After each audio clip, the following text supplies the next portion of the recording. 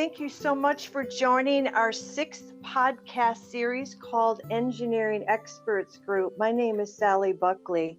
I am the Managing Director of Pragmatic Success, and our team is involved in executive search, management consulting, and coaching. The reason why I wanted to start this podcast series is I've actually been in awe of the infrastructure and renewable energy space for many, many years, and having worked with it, I'm just very, very grateful for those members who have contributed to the design, construction, support staff of major projects around the country, specific to rail, highway, transit, class 1 rail, bridges, tunnels, airports. I'm just in awe of it. And I just want to extend my thanks and appreciation to Rob Brunetti, who has said yes to interviewing today. And before we bring Rob on, I'd like to spend a couple of minutes sharing about his incredible history in our industry. Rob began his career in the industry in 1990, joining Patrick Engineering in 2009. He has more than 30 years of experience in managing design and construction teams on a variety of complex projects. He has experience in strategic planning, program development, cost and schedule controls, turnkey design build, financial management.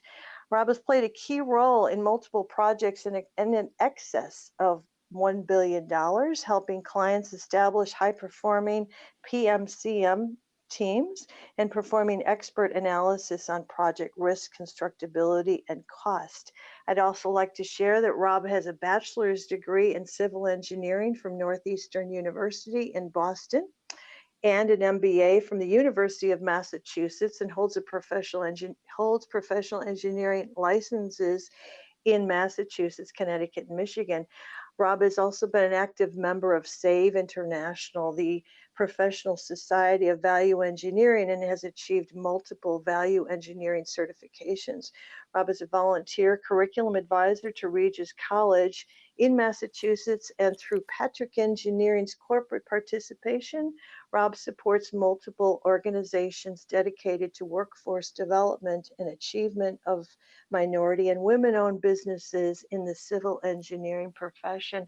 Before we bring Rob on, I'd just like to share a little personal/professional note here. Rob and I both came from Bechtel. Rob and I were there, I think, at the same time. He was working on the Boston Artery, and I actually was working in San Francisco in human resource as a manager for civil and helping to support the Boston Artery. So there's a lot of coincidence there, which is fantastic, and we'll talk about that a little bit later. But also, fast forward to around 2017, Rob and I reconnected, and I'm helping to support Patrick with executive search. So Rob, thank you so much for joining us, and I would love to begin your share with why you chose engineering, and then we'll go from there. Thank you for joining. Hi, Sally. Thank you very much for having me. A little bit of history you and I have together, so I'm excited to have this whole podcast. So, all right, your question. Why did I get into engineering? That's a great question. And, engineering is a big field, but I grew up in an environment where my dad was a mechanical engineer. He worked in manufacturing. He's handy around the house. He could change out an engine of a car or build an addition on the house.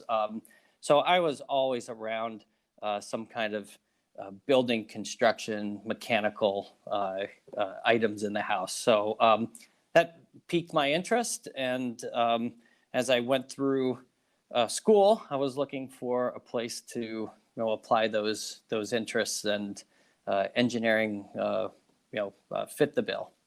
That's really exciting. And I think one of the things you commented earlier when we were doing our pre-podcast was you talked a little bit about you love that creative space. So that was kind of an intersection, wasn't it? Not to go into or to apply the engineering and creatively. Is that kind of what I interpreted, please? Yeah, I think early on it was probably thinking a little more in structures, buildings, architecture, bridges. Yeah. So kind of implementing my creativity more on the design side. But, Yeah, I've kind of found that there is quite a need for out-of-the-box thinking and creativity, even in the hardcore civil construction, side of the business. And I've really been more in the heavy infrastructure side and less on the designy architectural art side. So, Right. so that's where I apply my creativity, I guess. Yeah. So you went to Northeastern and chose the school because of the co-op. So can you share with your audience a little bit about that intersection with the co-op and how that led to the Boston Artery, please? Oh, sure. I thought it was a great idea to go to a school that had a formal co-op program. School was not really the means to an end in my mind. It was a bridge to doing something out in the world of business, and really that co-op program appealed to me, and it was probably one of the best decisions I've ever made. I didn't really know the intelligence behind that decision, but I had picked a school in Boston that also happened to be having the country's largest public works project planned and developed in Boston, which is the Central Artery Tunnel Project.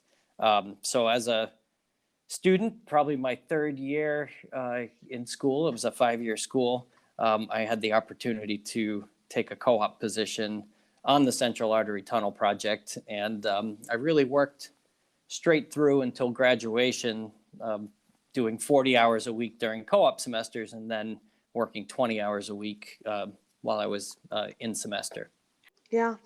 So this is a pretty big project, right? 20 years, signature project around the country.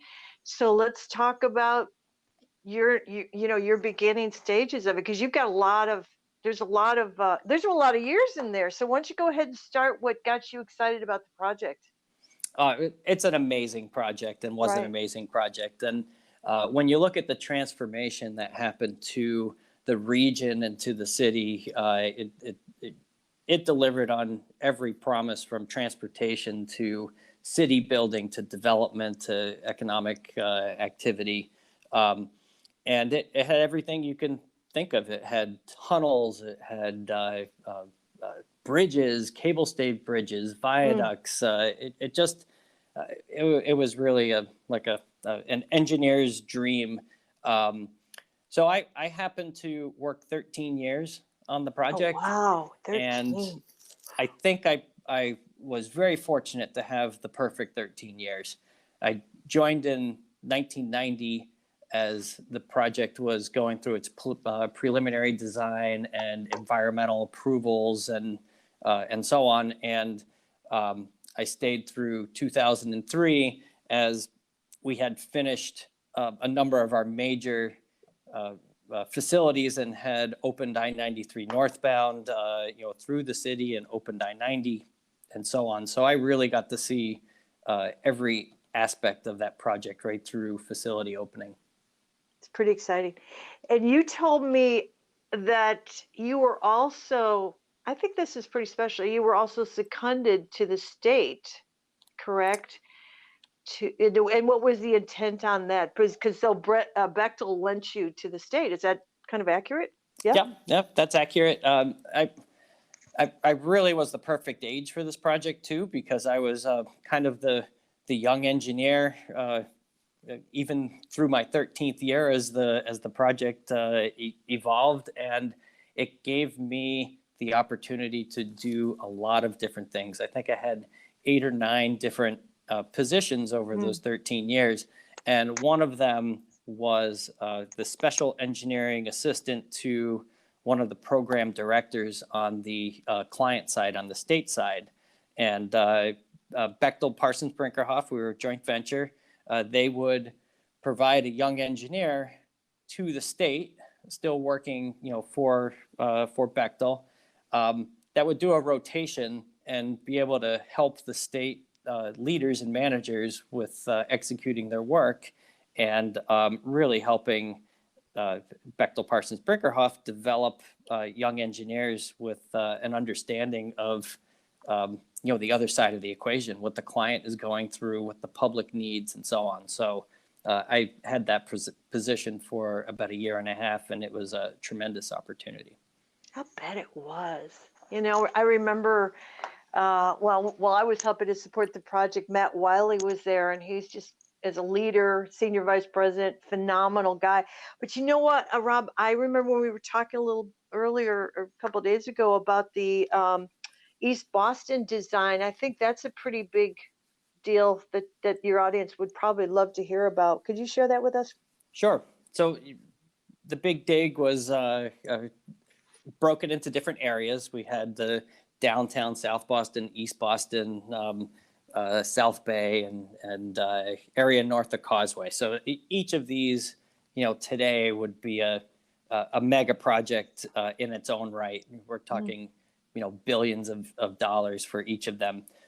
So in East Boston, which is where the Third Harbor Tunnel, now the Ted Williams Tunnel, came out from underneath the harbor, there was a very large interchange where the tunnel and the highway had an interface with Logan Airport.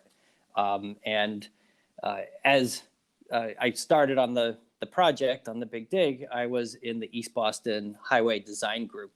And most of these big projects, or all of these big projects, work on different alternatives as they're going through their permitting and selection stages. And I happened to be assigned the design of what they call counterclockwise loop viaduct, CLV, which was not a preferred design at the time. There was a preferred design for the project. So as all of these experienced engineers worked on the preferred design, I, working with a CAD operator at the time and working under a wonderful mentor named Norm Dooley, I was the highway designer for this kind of secondary alternative. And right before that design for East Boston was ready to go out to the street with the preferred alternative, Federal Highway leader came back from Washington, D.C. and said, that CLV design moves the ramps away from Massport. It gives the airport more space. That's the design we're going to go with. And I remember my boss at the time walking in my office, which was a cube, of course, and saying, "Brunetti, I hope you knew what you were doing, because we're going with your design. So dust that off and get it out the door." So, I was the preliminary designer of that whole interchange under Norm Dooley. So that was very exciting for me, and thank God I didn't make any major mistakes. Oh my gosh. Rob, I was just thinking about the whole experience when you talked about this would be an engineer's dream. And when you talked about the complexity and the scope, right? 20 years. What was it? And I know we're going to be moving on to more of you, but just to have that experience right out of college, I mean, that is an amazing gift to help you prepare.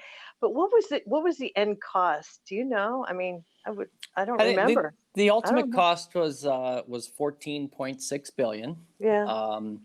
And you put that in context, that's probably close to double that in today's dollars. So it just was a tremendous project. But so much was built, so much more than was originally conceived. And we added miles to the south and to the east. Surface roadways were turned into tunnels.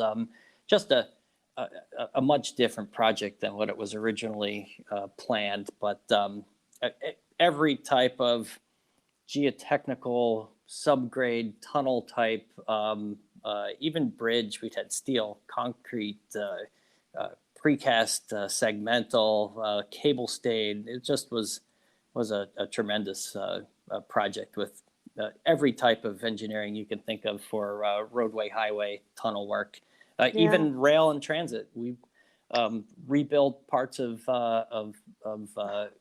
some of the subway stations. We worked in and around South Station. We jacked tunnels through frozen soil underneath South Station rail tracks. It was just it was amazing. I love it. And the thing that is so exciting is, like I said, you can build your career. That was like the structure that helped to support the next part of your life. I'd like to talk a little bit about leaving Bechtel actually to join a group in Connecticut. And I think you were engaged in construction at that point. You want to share that with your audience, please? Yeah, sure. So the Big Dig was just a tremendous experience. And I have to say that one of the top companies to work for in the world is Bechtel. Sally, you and I kind of occasionally talk about the company and what a great firm it is. Right. But the experience I got in the Big Dig was always from the management side. We did construction management, we did project controls, we did design management, we did some hands-on design, but I didn't have the opportunity to manage at-risk construction and construction crews. So I did have the opportunity to join a small firm in Connecticut that was doing more residential work, and they wanted to get into larger projects and some commercial. So I didn't really interview with them. They were owned by my cousins, a great group in Connecticut. And I really learned so much because I went from the largest construction company in the world to potentially the smallest construction company in the world. And it was just a great experience. I had to do my own marketing and hiring and recruiting and training, and of course, managing the construction projects hands-on. And then with my Big Dig pedigree, we started to get asked to consult on a number of different projects in Connecticut. So we developed an owner's rep consulting group there too, which was very successful. So terrific experience. Really helped shape me from doing the hands-on and kind of making all the everything happen from a company standpoint. What's interesting about going from the scope of Bechtel, 40,000 people, something, right, to going to a smaller firm. And I think that experience is equally as valuable because you kind of do more because there's experts all over Bechtel, but when you move into a smaller firm, it gives you more depth as well. I think it's amazing. I love it. So then in 2009, you joined Patrick Engineering and moved to Chicago. And just I want to say, Patrick's a phenomenal company. And I want to hear more about your experience and why you chose Patrick, please. Yeah, sure. And you've got that inside knowledge of Patrick working with me and others for the last 5-6 years. So thank you for the compliment. Patrick was a great fit for me. They are a privately held company. They perform quite a bit of work on large projects and programs. They compete with all of the larger firms out there, and we win our fair share of the big projects. But it's small enough to still have that entrepreneurial feel. And when I joined Patrick, Patrick had started winning larger projects, but didn't have a lot of the program management experience. So I was able to bring that experience in a complementary way to the engineering and even the construction work that Patrick had just started doing at the time. And I really found it to leverage all of my skills and give me a great team of people in a sandbox where we can really do some great things. And it's grown a lot since you started, hasn't it?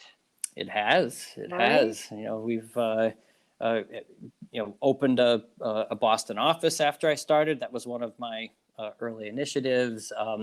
We do work in utilities and transportation, industrial infrastructure.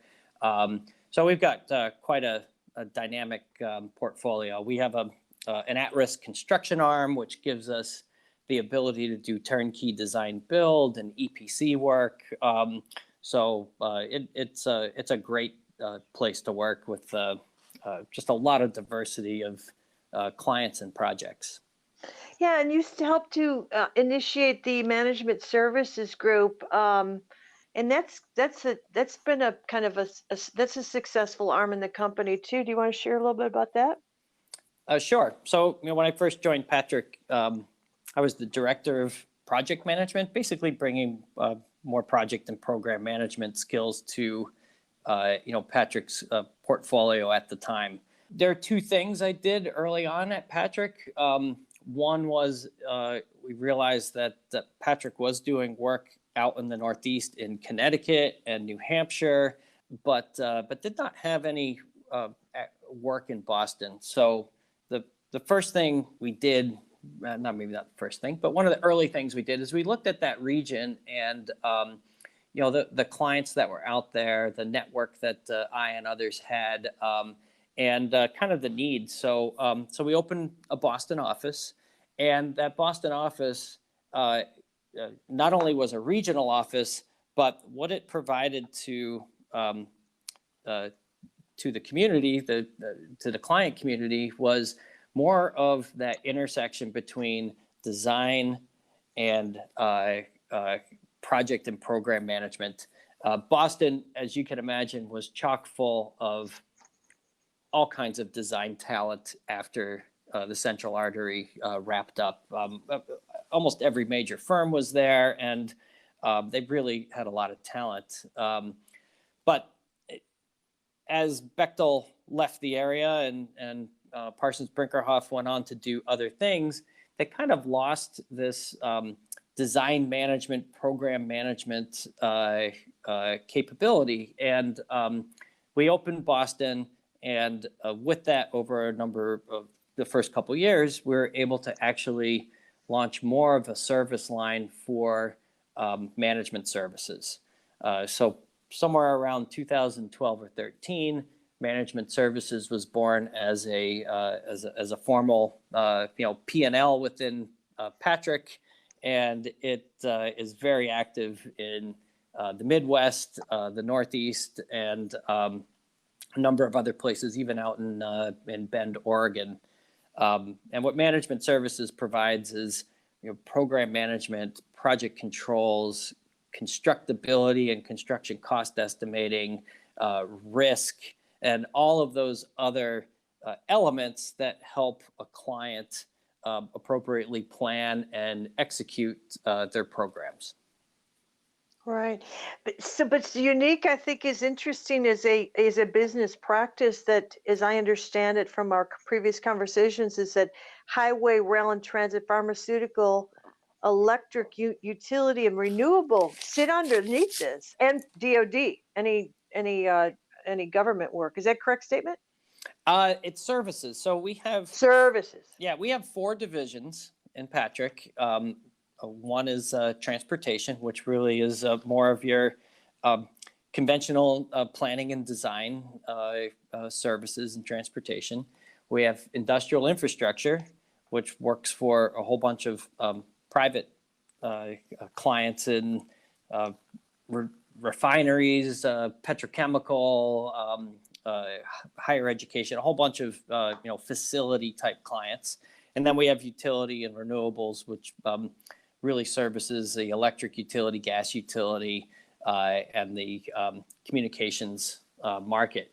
So management services is the 4th division, and it's really industry agnostic. You need to have your specialists that know what that industry is, or transit, or what have you. But it services every industry in the company. And when a project gets either too large or too complex, or it's purely a program management opportunity, that will fall under the management services wing, and management services is supporting wind and renewables in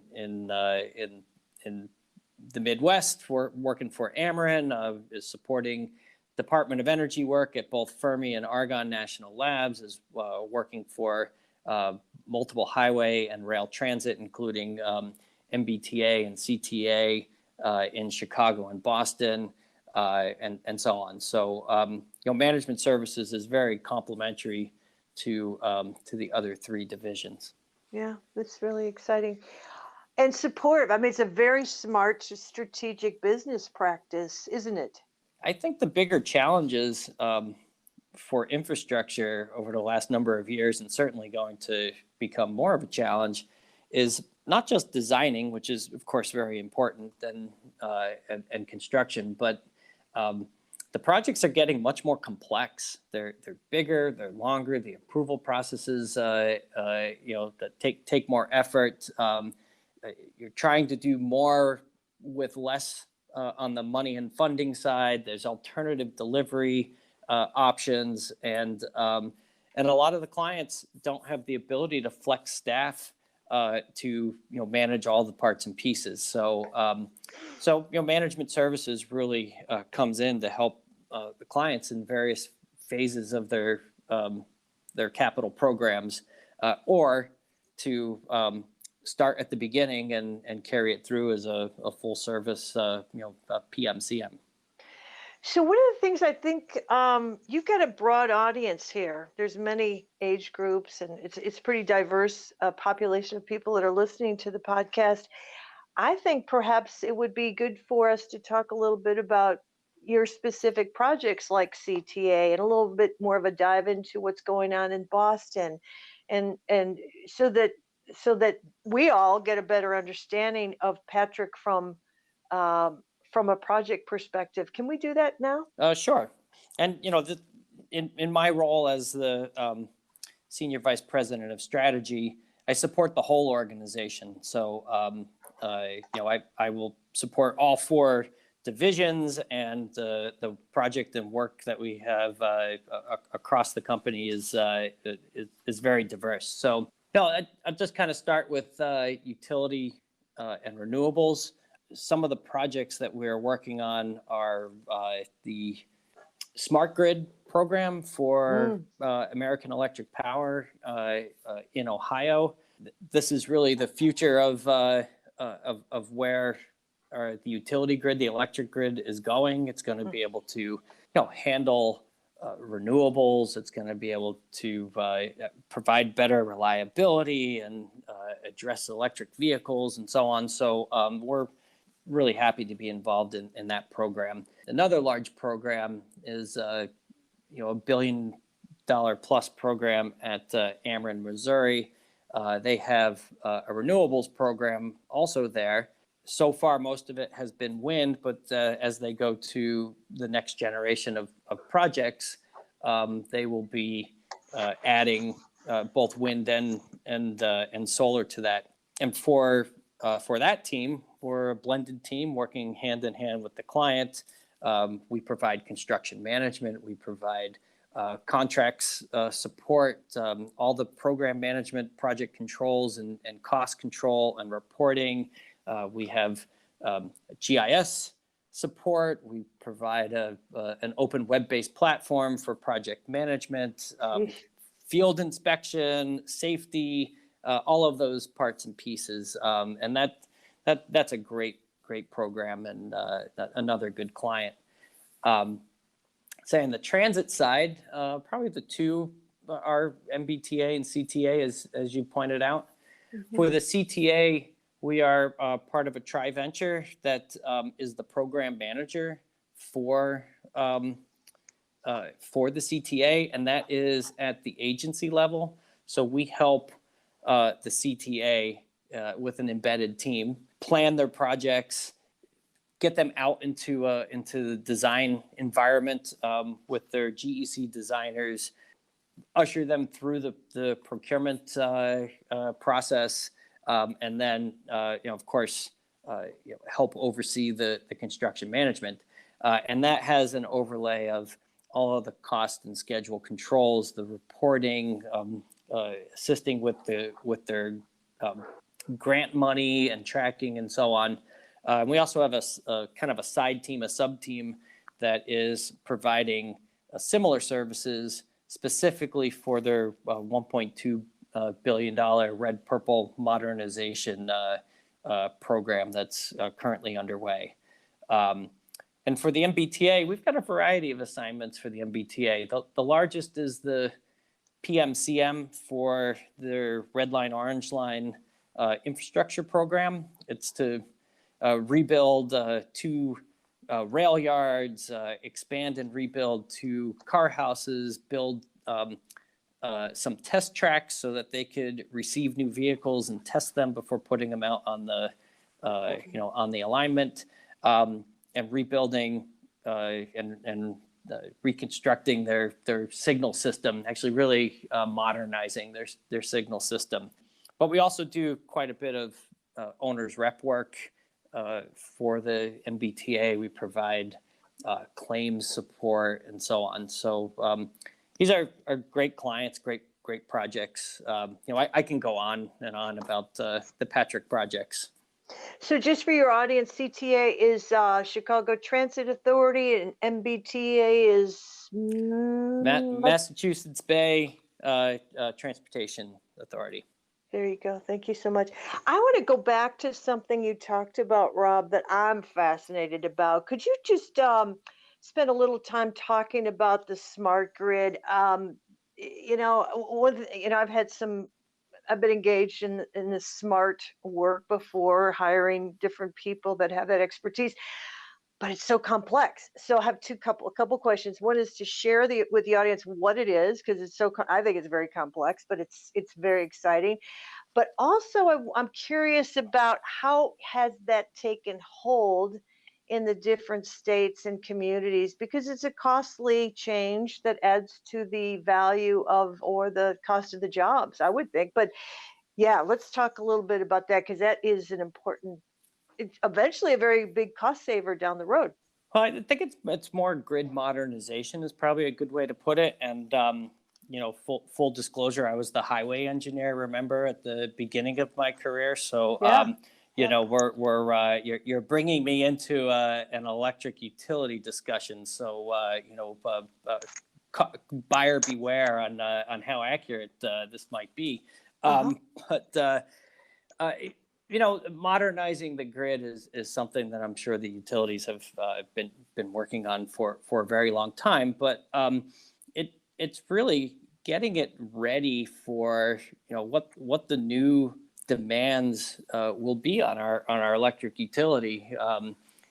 There's a lot of different elements to it, and it's being implemented differently depending on what's needed in one region versus another, and what's approved and not approved through the public utility commissions. But one element of it could be resiliency and distribution automation and feeder restoration. So if a part of your grid goes out of service, a tree gets knocked down or so on, that you don't lose power in these very large areas for a long period of time, that power could be rerouted in the parts of the system that aren't damaged, and really minimize the impact. Some of it is also in the old way, you would have a power plant and it would push out power, and all the power goes into the homes and businesses, and it's just like pushing one direction water. You now have distributed power on the system. You might have a solar farm in one place, you might have some smaller peaker plants and others, and you might even have private homes or businesses that have renewables that could draw power off the grid on some days, and maybe even push power onto the grid on other days. So the grid has to be smart enough to be able to handle that dynamic power flow back and forth. There's also elements of the system that might use energy storage, whether that's batteries that are used, at a substation or a certain area or community. And they're just all these elements that that go into having a smarter grid. And probably, the basic starts with having a smart meter. So that they're automated and you can take that bidirectional flow and so on. So that's a huge transformation, and it's a transformation in not just the infrastructure that's out there, but also these organizations. What used to be a meter reader might be someone that now understands the sensors that are out on the line there for the for the grid. So the way billing is sent to the clients or the customers are is very different when you have a two-way meter and maybe even some dynamic pricing, peak pricing and so on. So you're changing billing inside the organization. So these are tremendous organizational change challenges for the clients, and it's happening all over the country in different levels. I think California in certain areas probably leads, but most of the larger utilities have these programs that are underway in some level of deployment for sure. Excellent. So I know I don't want to spend a lot of time on this, but we were kind of waiting to see if the infrastructure bill is approved for that large sum of potentially $1.2 trillion. And without getting into detail, because it's still, we're just talking on July 1st, 2020. So I hope perhaps we'll soon get that money to you guys so that you can, to the agencies, I should say. Rob, let's talk about what you see in the future. You've really alluded to a lot of this with the smart, grid work, and you've got your wind power and that kind of thing. But where do you see Patrick in the future? Because there's so much possibility, right? Yeah, and I think Patrick is really well positioned for the future. We see infrastructure needs for the next 10 to 20 years being really different than what they were for the last 10 years. In particular, industries that have never really had to coordinate too heavily together are going to be kind of slammed together in the new economy, whether it's electric vehicles that bring your transportation and your grid together, or it's communications with 5G that allows autonomous to work or not, or different renewable incentives, or in our industrial space, a lot of our clients are looking at net zero carbon strategies. How do they make their plant, their campus net zero from a carbon standpoint? So that no longer is a solution that just lands in transportation or in electric or pipeline or so on. So, we're very well positioned to help these clients with these very complex situations, because we do have the benefit of all the disciplines that we have. We also can see in the future a real need to get work done quickly, and having our construction arm has really allowed us to deliver very quickly some turnkey solutions to clients, whether that's a rail loop or a transload facility, or a new substation, or some other kind of facility that a client needed done or wanted done very quickly. By having our engineering and construction under one umbrella, and even having the management services, we can really deliver that. And then I think the other piece, and probably the most transformative piece, is we are in a digital society. Data is critically important, and we have a very strong technology group or practice, whether it's GIS or asset management or data analytics.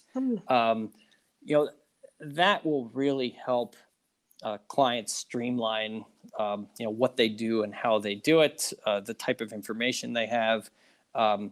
Some of the analytics that we provide, our clients, they wake up in the morning, come into the office, and they immediately have a dashboard to say, what went right or didn't go right and where they have to focus their attention. Or we have analytics that grab, financials from one system and integrate it with a P6 schedule from another, and we can give visibility across, a lot of these data streams. And, one of the ways that we really provide value is not just having those data specialists, because you can get a lot of data analytics and software specialists, to work on your project. But if they don't understand the infrastructure, if they don't understand what the owner is doing from an engineering, construction, or operations, they're probably missing some of the real analytics and the real connections that need to be made to drive decision making and performance. So, we're small enough to be able to bring those types of teams together, and diverse enough to have the right specialist. And you've hired the best and the brightest, so you have a great team. And I think you probably want to talk a little bit about what you want to tell your audience about opportunities at Patrick eventually, I'm sure, right? Yeah, absolutely. One of the interesting dynamics of Patrick, we're about 350 people large, I think, at this point.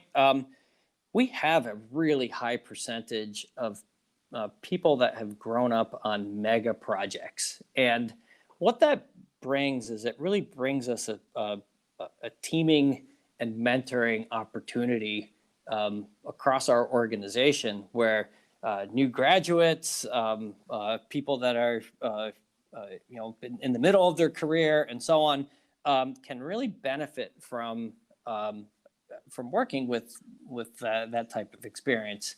And it's also the flip side too. We're not getting data analytics solutions and new tool solutions from the 30-year vets that we have in the company. That's coming from a group of people that come from a more data centric background, and sometimes that's also more of the younger dynamic within the company. So we have a lot of opportunity. I think most companies are looking to hire and expand, but we have that in engineering, we have that in technology, we have that in project controls and management. Our construction team is probably going to double over the next year or so with the opportunities and backlog that we have. So there are opportunities to do a lot of things. And I do want to stress that you don't have to be an engineer to be a real driver of this marketplace. And kind of the description of where I see infrastructure over the next 10 to 20 years, we really need a whole set of different skills. Even on that organizational change that you're seeing, whether it's at a transit agency or a utility, or even at some of these legacy manufacturers, they are really pushing the organizations to the limit on, how do you implement change? What is change management? How do you make a case for change to your people? How do you identify what they have to do that's new and what they can continue to do that they had done before? And then, develop your change agents and your training programs and your monitoring and reinforcement programs. Those aren't engineers for the most part that are doing that. Those are are management types, those are human resource types, they're trainers, and that those are the type of people that we really need to continue to bring into our organization to just complement the hardcore, fantastic technical expertise that we have in house. Yeah. And college hires, something I was thinking about, I have been thinking about recently is the loss during the pandemic, right? Because everybody's working from home. And I do think, because I lived and breathed it for 17 years at Bechtel, or 18, is that that connectivity with management teams and development is so key. And I know that you guys work hard at that. So and we've had to make our adjustments during this time period, but I kind of feel like it's coming back together. But the thing that's so fantastic is it worked despite the pandemic. Business was carrying on. Everybody figured out how to navigate and work together. Don't you agree that it did turn out? I mean, obviously there were challenges, but it turned out pretty well, don't you think?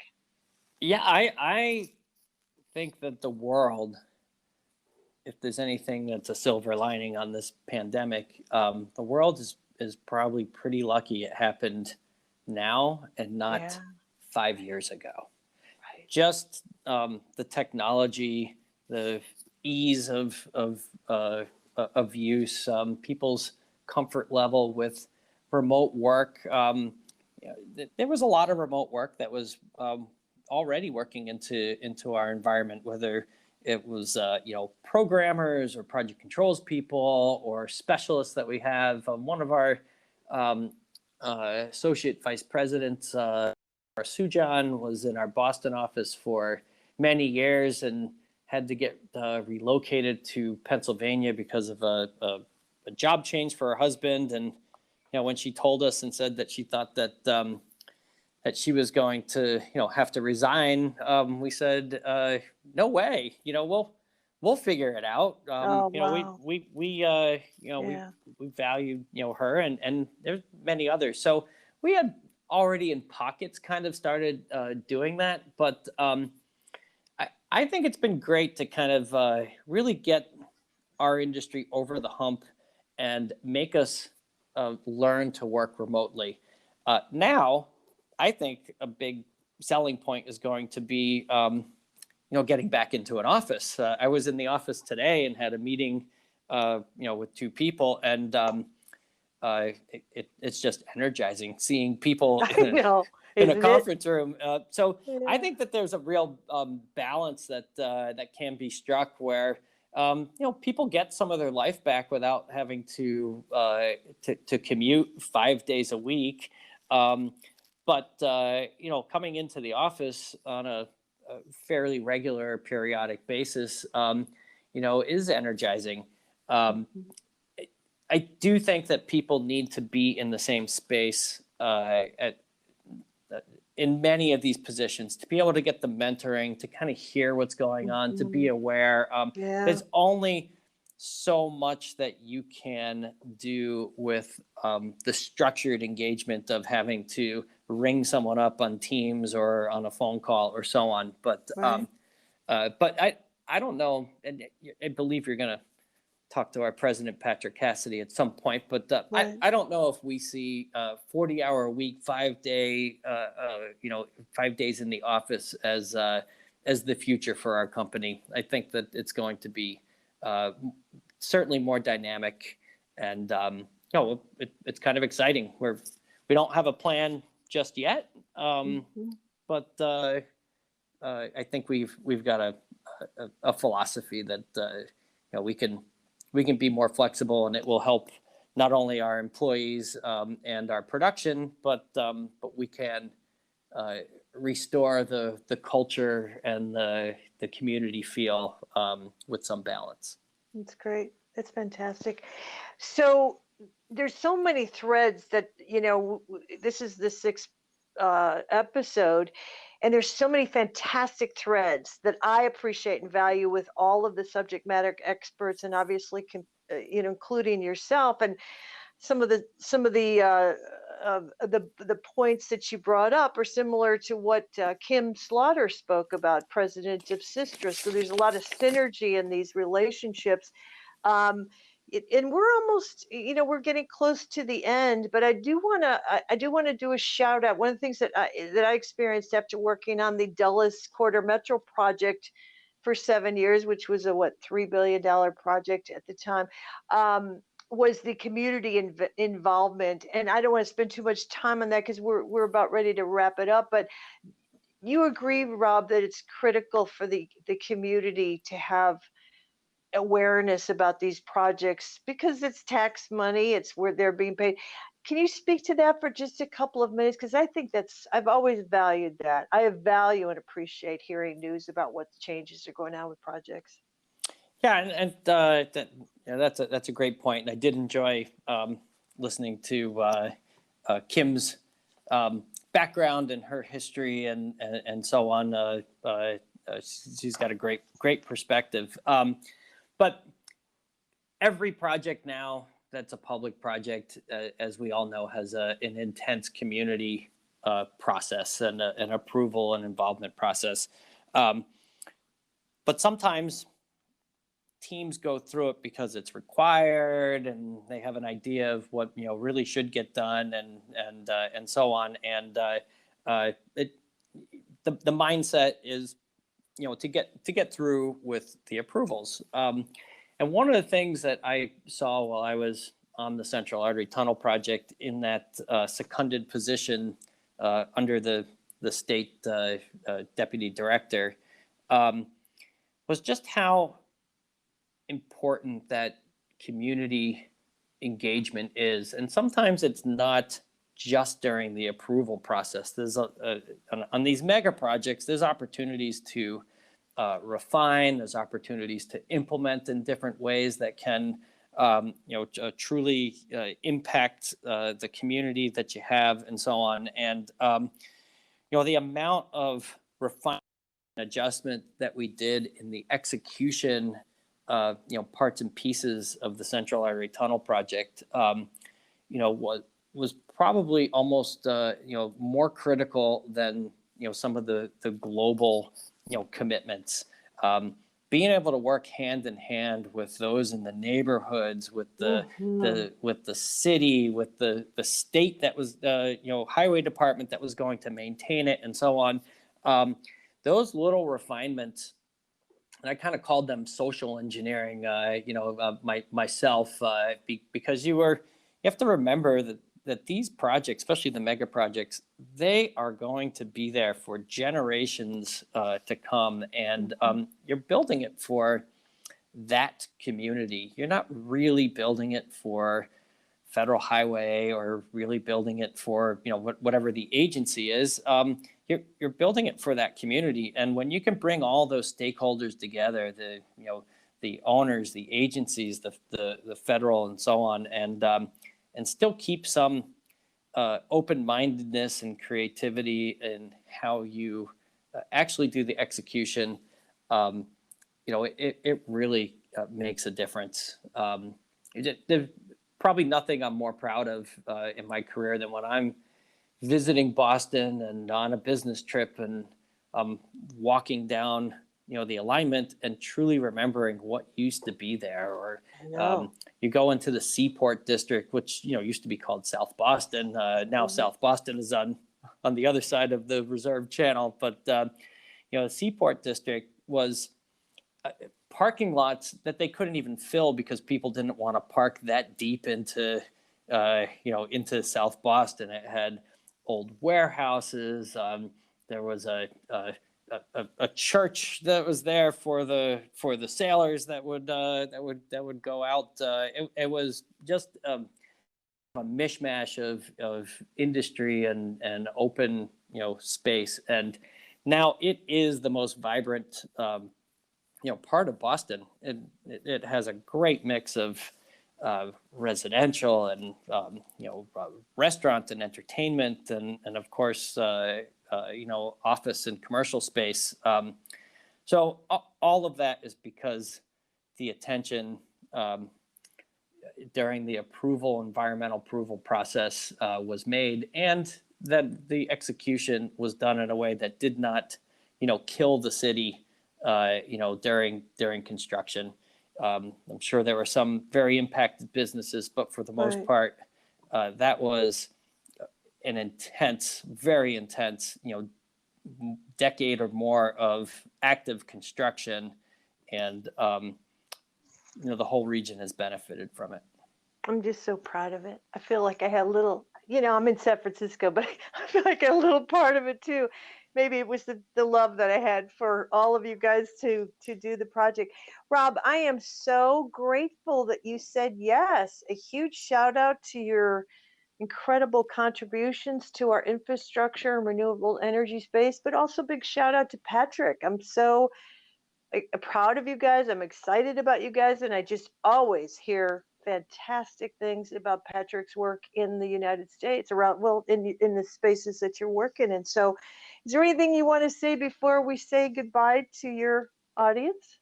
Well, I want to thank you, and thank you for having these podcasts, for celebrating the engineering industry. I have worked with you for a number of years, and like we said, we do have our Bechtel roots, and really appreciate what what you do in your business. You've helped us with recruiting, with some many leadership discussions we've had, and so on. And I personally appreciate what you do and what you've brought, and I'm honored that you asked me to be on your podcast. Okay.